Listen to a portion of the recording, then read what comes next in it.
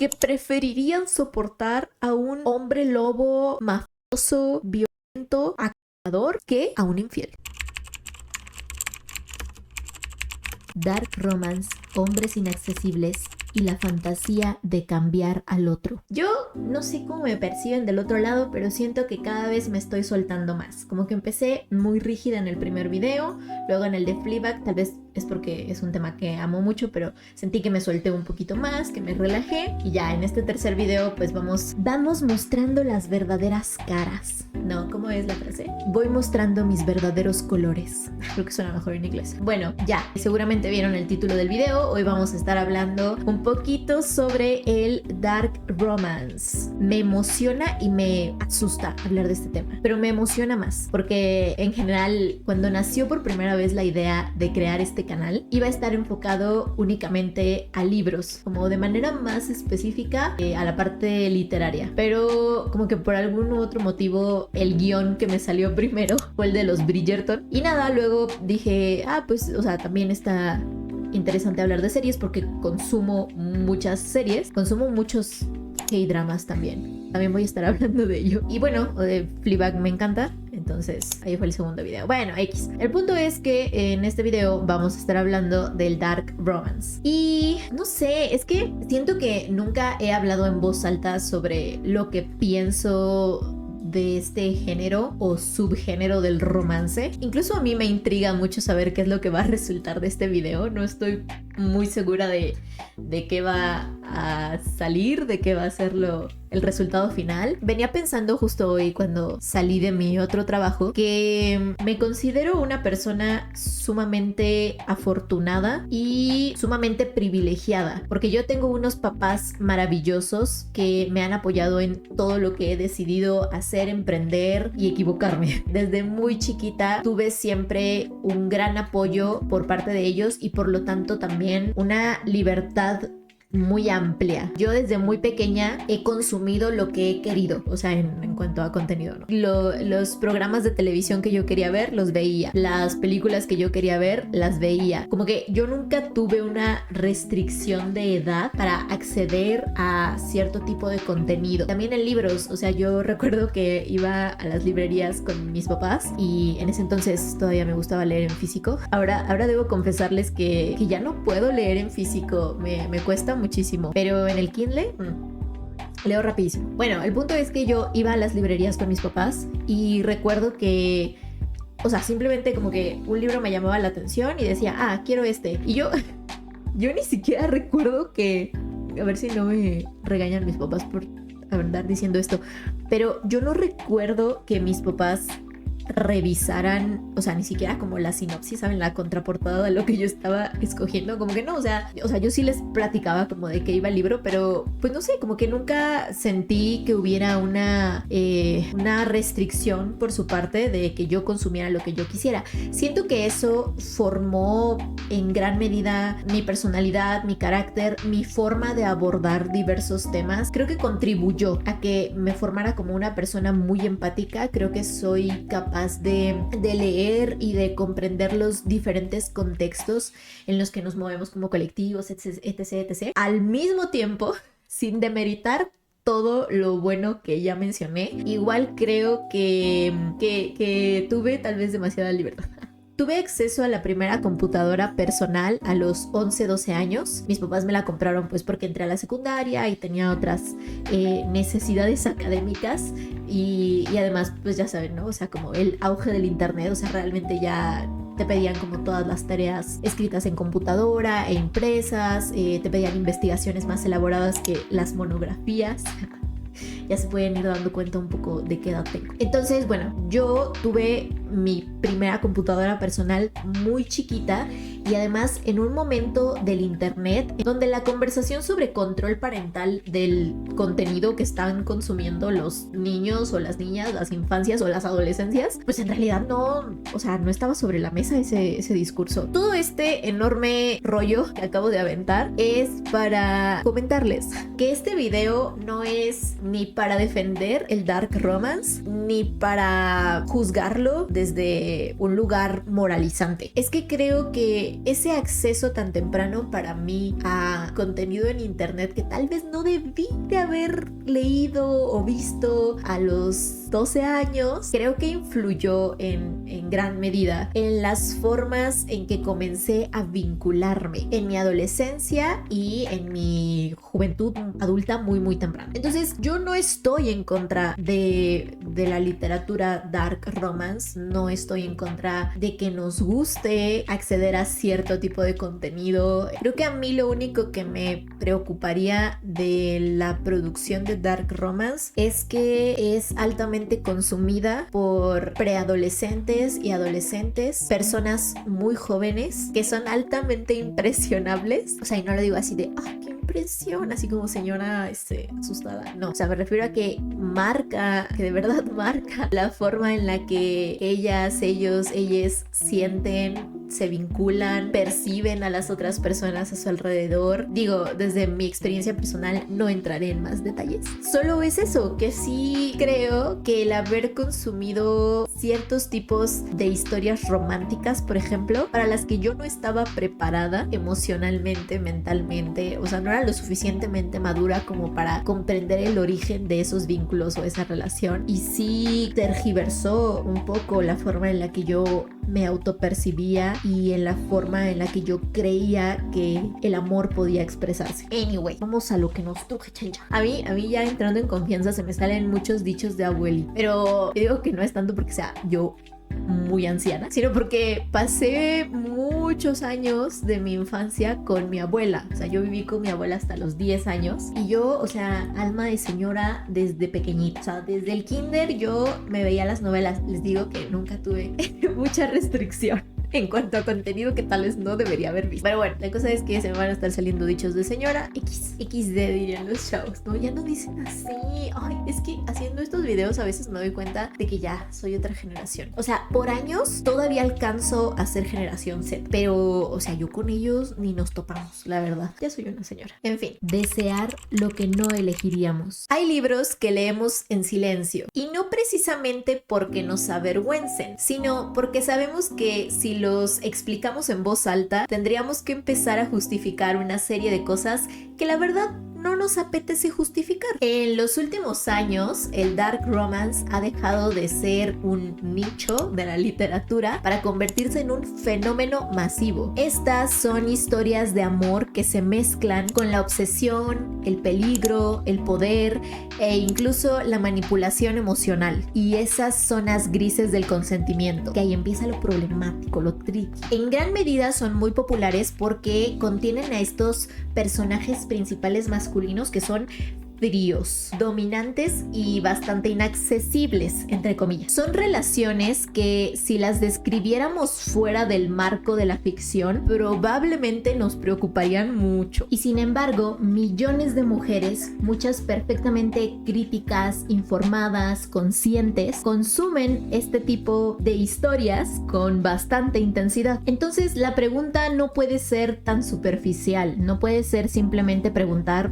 ¿por qué les gusta eso o por qué nos gusta? La pregunta debería ser mucho más profunda. ¿Qué es lo que estamos buscando en este tipo de narrativas? Porque en paralelo estamos viviendo un momento cultural en el que más que nunca se habla sobre los límites, el consentimiento, la responsabilidad afectiva y emocional. Hay una conciencia creciente sobre dinámicas tóxicas y desigualdades de poder en los vínculos y relaciones. Entonces, ¿cómo pueden convivir ambas cosas? ¿Cómo puede ser que una misma generación exija relaciones sanas y al mismo tiempo devora historias donde el deseo se presenta como un riesgo, como control o como redención de algún hombre herido? Tal vez el error está en asumir que la ficción es algún tipo de manual de conducta, o tal vez el error está en creer que el deseo es lineal y coherente, porque lo que leemos no siempre es lo que deseamos vivir. O sea, a veces sí, pero no siempre. Aunque sí nos habla casi siempre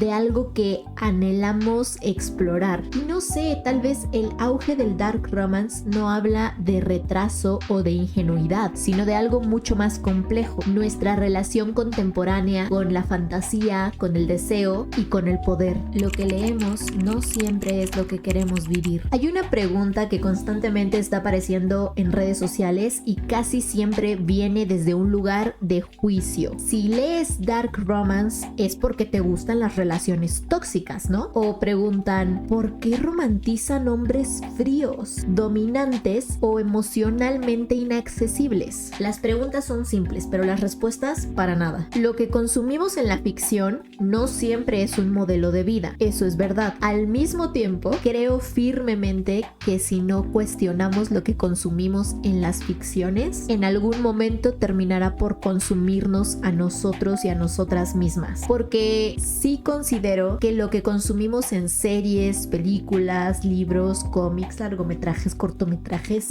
arte en general, va dejando pequeñas semillas que nos moldean como personas. Y las personas no somos islas, estamos interconectadas con nuestras comunidades. Así que muchas veces lo que consumimos sí marca un precedente para la forma en la que nos relacionamos. A veces es mera exploración, a veces es una fantasía controlada, pero a veces es un espejo incómodo. Y es que el auge del dark romance no es casual, o sea, tampoco es el regreso al arquetipo de este hombre emocionalmente inaccesible que parece necesitar ser rescatado por el amor de una mujer muy paciente. Es que creo que la cuestión no es si está mal o está bien leerlo. Lo que de verdad deberíamos estarnos cuestionando es qué nos revela el auge de este fenómeno sobre el deseo contemporáneo, el atractivo de lo oscuro, intensidad en tiempos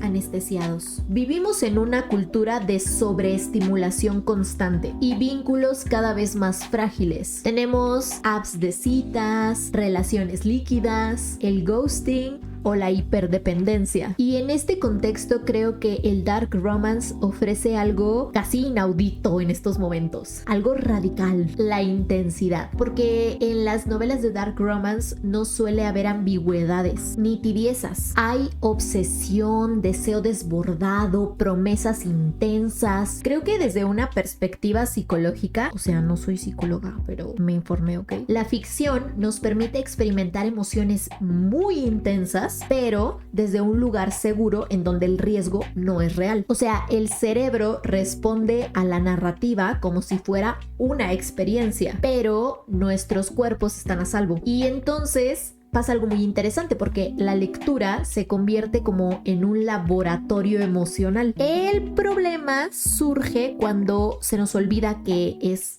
solo un laboratorio. Y ahí entramos en un montón de complicaciones, porque salen a relucir las zonas grises del consentimiento, las dinámicas desbalanceadas de poder y la idealización del control. Y todo esto, por supuesto, que genera preguntas muy necesarias. ¿Estamos explorando fantasías simbólicas o normalizando conductas dañinas? Y pues la respuesta no es sí o no. O sea, la respuesta no es un informe, porque depende de cada persona lectora, depende de la capacidad crítica y sobre todo depende de los famosos contextos. Y aquí es donde pienso que los debates deben matizarse y no moralizarse. El hombre emocionalmente inaccesible, misterio o proyecto. Este arquetipo de hombre emocionalmente inaccesible que maneja mucho la narrativa del dark romance, pues no es nuevo, o sea, tampoco lo inventaron ellos, ¿no? Lo hemos visto en literatura de hace muchísimo tiempo y también en sus diferentes variantes. O sea, por ejemplo, yo creo que el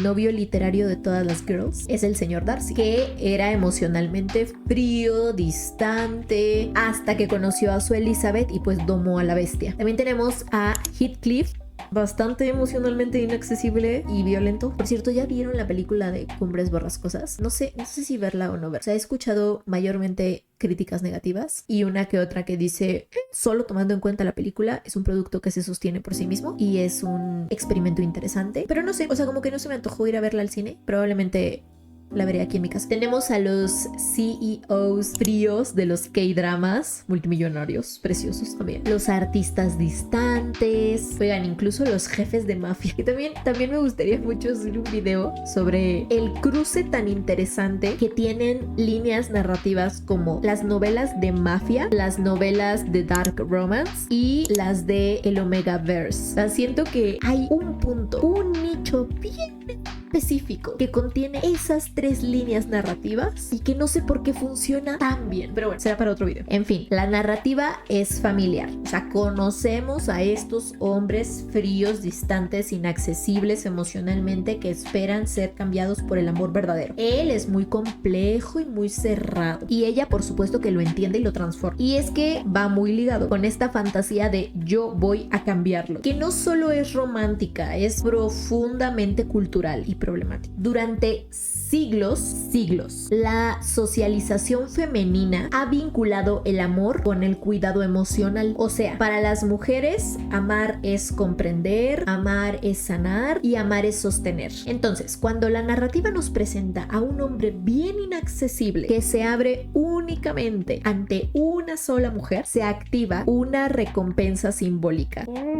Esto es muy fuerte de decirlo en voz alta. Creo que nunca lo había hecho tan consciente y nunca lo había verbalizado así. Es incluso incómodo de decir, pero sí, se activa una recompensa simbólica que es ser la excepción.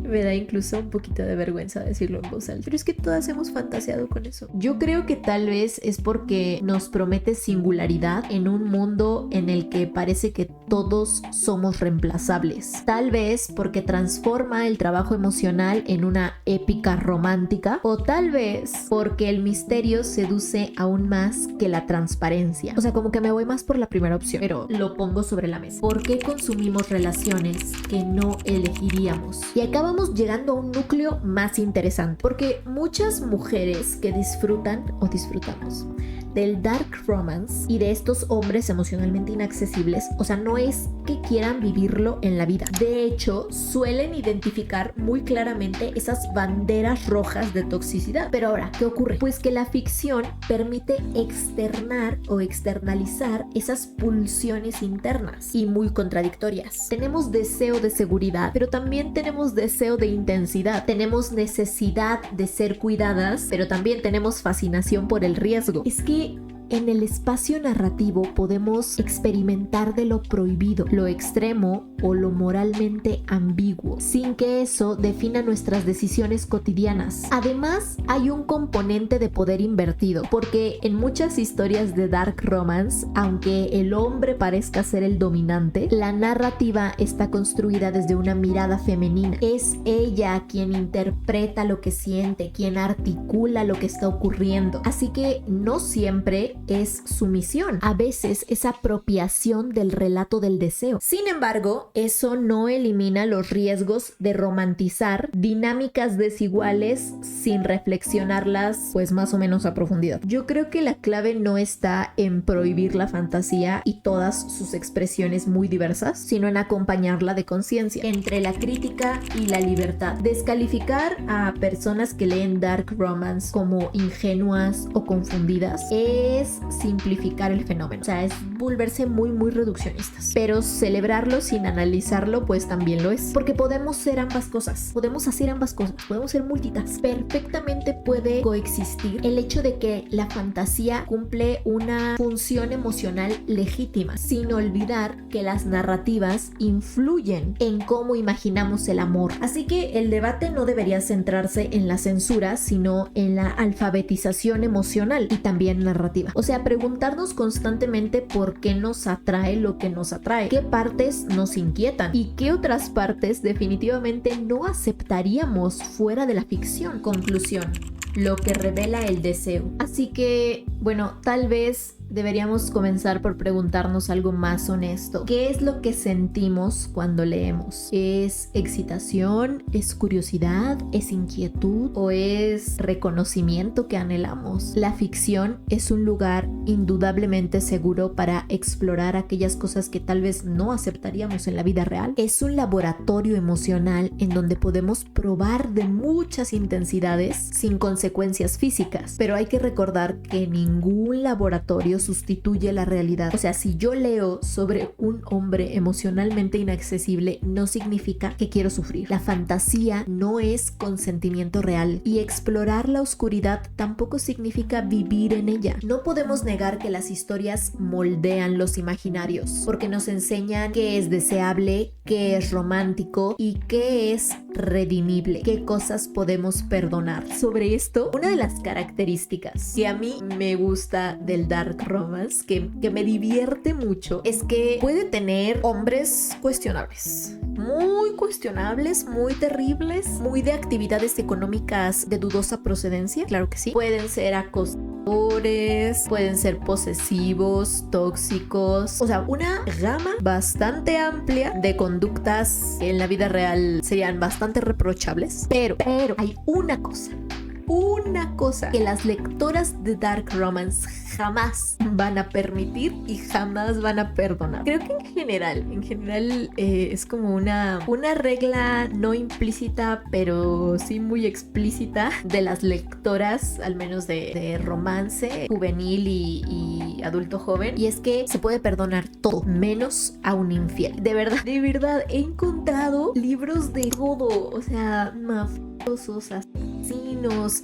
espías, puede haber mil y un tipos de traición, pero si es un infiel, jamás en la vida de la ficción, de la literatura, del mundo entero, jamás se le va a perdonar. Y me parece algo muy curioso porque creo que sí refuerza esto que comentábamos sobre cómo muchas veces, aunque aparentemente el hombre es el dominante de la relación en las novelas dark romance, en realidad están escritos desde una perspectiva femenina. Y es muy fuerte. O sea, es muy fuerte pensar cómo, al menos para las mujeres contemporáneas, la mayor traición no es que te acuse o que se dedique a un mercado laboral terrible. No, es que te traicione, que rompa tu confianza, que te sea infiel y que te sea desleal. Es de los mayores dolores que alguien puede experimentar, que cualquier persona puede experimentar. Creo que también es una pista histórica y cultural muy importante porque las mujeres están tan hartas que preferirían soportar a un hombre lobo mafioso, violento,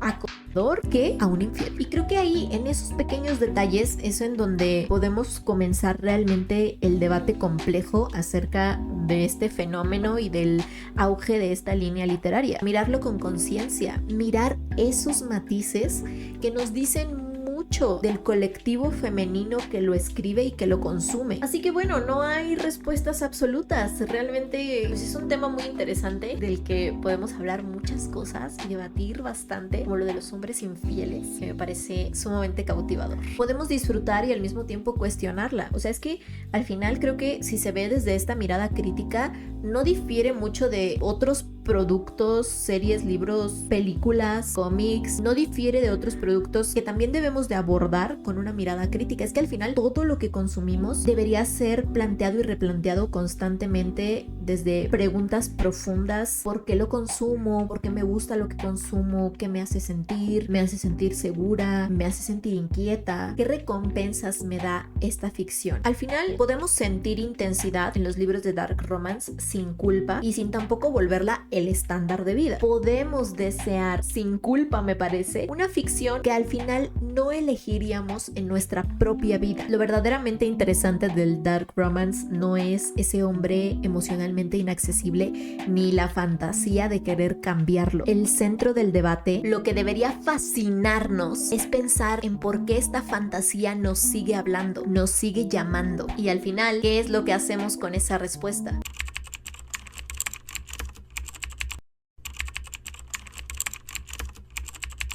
Esperemos que esté grabando. Oh Dios, sigo siendo tan nueva en esto.